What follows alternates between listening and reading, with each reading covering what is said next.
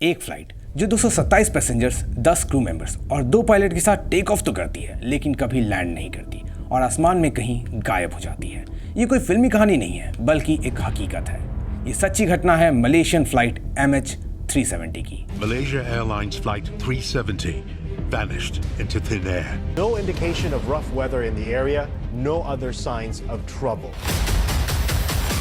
8 मार्च 2014 को Malaysia airlines की एक फ्लाइट MH370 कुआलालंपुर से बीजिंग के लिए 239 लोगों को लेकर उड़ती है। 2 पायलट्स जो इसे फ्लाई कर रहे थे उसमें एक थे 53 साल के बहुत ही ज़्यादा रिस्पेक्टेड और एक्सपीरियंस्ड जहारी अहमद शाह।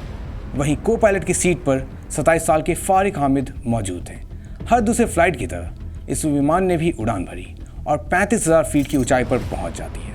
सब कुछ पूरी तरह से नॉर्मल था। फ्लाइट अपने रूट पर थी और वियतनामीज एयर ट्रैफिक के जुरिस्डिक्शन में एंटर करते ही सिर्फ 30 सेकंड के अंदर ही ये फ्लाइट अचानक दुनिया के नक्शे से गायब हो जाती है और हमारे लिए एक पहेली छोड़ देती है कि आखिर ये फ्लाइट कहाँ गई। इस घटना को 10 साल हो चुके हैं लेकिन आज तक इसके राज से पर्दा नहीं हटा है। इस पर कई बुक्स और डॉक्यूमेंट्रीज भी बनी हैं लेकिन ना ही विमान का और ना ही उन 239 लोगों का कोई भी सुराग मिला। लेकिन सिर्फ एक सप्ताह पहले इस प्लेन से जुड़ी कुछ न्यू फाइंडिंग्स मिली हैं जिससे इसके जवाब हमें मिल सकते हैं और आज हम उन्हीं जवाब को ढूंढने की कोशिश करेंगे।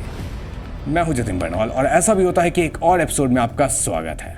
रात 1:21 पर यह फ्लाइट अपनी रूट पर उड़ते हुए बीजिंग जाने के रास्ते में अचानक गायब हो जाती है। अगली सुबह जिस वक्त तक इस फ्लाइट को लैंड करना चाहिए था, जब उस वक्त तक इसका कोई पता नहीं लगता है, तो एक सर्च ऑपरेशन कंडक्ट किया जाता है। हो सकता है ये सुनने में आपको बड़ा सिंपल लगे कि ये जिस लोकेशन पर रडार से गायब हुआ था उसी एरिया में फ्लाइट क्रैश किया होगा और इन्वेस्टिगेटर्स को भी कुछ ऐसा ही लगता है। 7 देशों के 34 शिप्स और 28 एयरक्राफ्ट्स इसे खोजने में लग जाते हैं। ये एक इंटरनेशनल एफर्ट था लेकिन सबके बावजूद इस विमान का कोई भी पता नहीं लग पाया। अब सवाल था कि आखिर उस रात ऐसा क्या हुआ था। इन्वेस्टिगेटर्स को इसका जवाब मिलिट्री रडार पर मिला और सबसे शॉकिंग बात यह थी कि इसे आखिरी बार बीजिंग के रूट पर नहीं बल्कि उससे बिल्कुल ही विपरीत अंडमान निकोबार आइलैंड के पास स्टेट ऑफ मलाका में देखा गया था। अब इसके साथ कई सवाल भी खड़े होते हैं कि क्या ये हिमालय में क्रैश कर दिया या फिर ये समुद्र में चला गया। इस दौरान इस पूरे इलाके की छानबीन जारी की गई और थोड़े वक्त बाद ऐसी इंफॉर्मेशन मिली जिससे ये और भी ज़्यादा कॉम्प्लिकेट होने वाली थी। अथॉरिटीज़ को मालूम पड़ा कि उस रात प्लेन ऑटोमेटिकली सैटेलाइट से कॉन्टैक्ट बनाने की कोशिश कर रहा था। अब इससे एग्जैक्ट लोकेशन का तो पता नहीं लग पाया लेकिन इन्वेस्टिगेटर्स और साइंटिस्ट ने उस मौजूद टाइम में सैटेलाइट के एंटीना के एंगल के जरिए इसका एस्टिमेट लोकेशन निकालने की कोशिश की, जिसके बाद सर्च एरिया साइज इतना ज़्यादा बड़ा हो गया कि इसे ढूंढना और भी ज़्यादा मुश्किल था। उस रात विमान ने 7 बार सैटेलाइट से कॉन्टैक्ट करने की कोशिश की थी।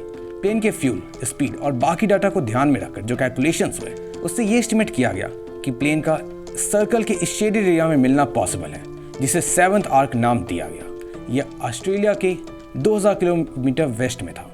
ये साइज में काफ़ी ज़्यादा बड़ा था और समुद्र का ये हिस्सा अभी तक हमारे लिए अनडिस्कवर था। और फिर बात घूम फिर कर वहीं आ पहुंची कि प्लेन का क्या हुआ। लेकिन बात अब इतनी क्लियर थी कि ये समुद्र के अंदर ही मिलेगी।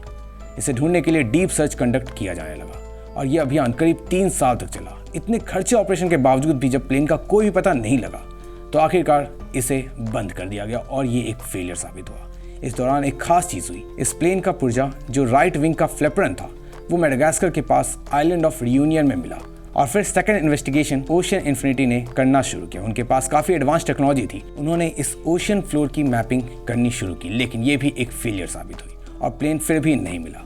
अब जब सवाल के जवाब नहीं मिलते हैं तो लोग अपने अनुसार तरह तरह की थ्योरीज बनाने लगते हैं और यहाँ भी कुछ ऐसा ही हुआ। समय के साथ कई थ्योरीज सामने आई और हम अब सब की बात करने वाले हैं। सबसे पहले बात करते हैं इनके पायलट जहारी अहमद शाह की, जिन पर सारा ब्लेम डाल दिया गया था। ऐसा कहा गया कि वो डिप्रेस थे और सामूहिक खुदकुशी करने के लिए ऐसा उन्होंने किया और फिर इस फ्लाइट के कम्युनिकेशन को बंद करके इसे डेलिबरेटली क्रैश कर दिया। और कुछ ने ऐसा कहा कि ये हाईजेक हो गया था।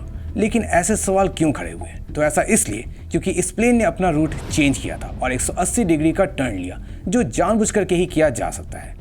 जब इस थ्योरी के मुताबिक उनके घर को देखा गया तो एक फ्लाइट सिमुलेटर भी उनके घर से मिला और उस गेम में भी कुछ ऐसे ही पाथ क्रिएटेड थे। अब आपको लगेगा कि केस क्लोज, लेकिन सीनियर्स ने इस थ्योरी को नकार दिया क्योंकि ना उनकी फैमिली में ऐसी कोई दिक्कत थी और ना ही वो ऐसे थे, बल्कि उनकी सब रिस्पेक्ट करते थे। नेक्स्ट एंगल हाईजैकिंग और टेररिस्ट अटैक का था। जिसमें 2 लोग पर शक गया क्योंकि वो स्टोलन पासपोर्ट से ट्रैवल कर रहे थे, लेकिन बाद में मालूम पड़ा कि वो सिर्फ नए देश में बसने के लिए ऐसा कर रहे थे। थर्ड थियरी के मुताबिक ऑक्सीजन डिफिशियंसी के कारण फ्लाइट में मौजूद सभी लोग इंक्लूडिंग पायलट बेहोश हो गए थे और प्लेन समुद्र में सबमर्ज हो गई।